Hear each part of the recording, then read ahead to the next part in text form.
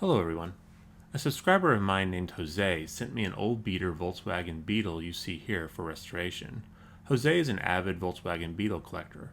This one is pretty tore up, but I am sure it's still salvageable. It has massive corrosion issues that I'll need to take a look at. Many of you have been kind enough to send me messages on other ways to remove the corrosion without doing too much damage to the car. I'm currently testing some of your ideas just to see what works and what does not. In past videos, we've dealt with some of the discoloration issues in the metal, and I'm a bit worried we'll have those problems here. So I'm going to go ahead and take the car apart to get a closer look at all the parts. The plastic window is in good shape, and the interior plastic is fine. The motor appears to be completely corroded, and the body itself, along with the base, have severe corrosion. The base is in especially bad shape, so now I'm going to go ahead and remove the paint. Here the car is without its paint. To speed things up, I'm going to go ahead and electropolish the metal. If you're unfamiliar with any of these processes, check my past videos for how-to videos on the specific subject you'd like to know about. So here the car is right after the electropolishing was done.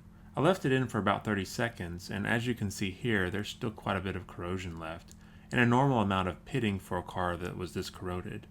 Since I have the electropolishing kit up and running, I might as well go ahead and do the base and the motor. The base suffers from complete corrosion. I'll leave it in the electropolishing system for about 45 seconds to remove all the rust. And here you can see the result. The base is back to shiny metal. This car has the dreaded modified bent axle suspension. This is where Mattel took the bent axles and then cut them in half and used posts to hold them in place. This type of axle setup is very difficult to reshape, as the axles get loosed over the years and then rotate in the posts. The last thing I did was the motor, which I felt cleaned up very nicely. This is where the electropolishing really shines, as sanding this motor would have been difficult and very time consuming. Here it only took about 5 seconds to clean. So after about 2 hours of sanding on this car body, I decided to go with the metal paint method instead of the polishing method I've done in the past. The car has a lot of discoloration in the metal, as I feared before, and it has a bunch of pits and dings that would be hard to remove with just sanding alone. With that in mind, I'm going to prime and then paint this car with a metal paint. In my last video, I painted the car with the left paint. The consensus was that the flake was too large and did not look correct, so this time I'm going to try again with the paint on the right, which has a much smaller flake to it. Of course, it won't be as shiny as the paint on the left. Both of these paints are from Wicked Colors. So here the car is 4 days later after priming, sanding, repriming, resanding, and then painting. I'm pleased with the shininess of the paint, so I can look at painting over it with the Spectraflame paint. Jose asked for pink, so that's the color I'll go with. Pink, however, is extremely tricky to get just right, and can differ from car to car. I'll put an interesting video in the description below by the ToyCarCollector that is just about pink redlines. The pink color changes depending on what the lighting conditions the car is in.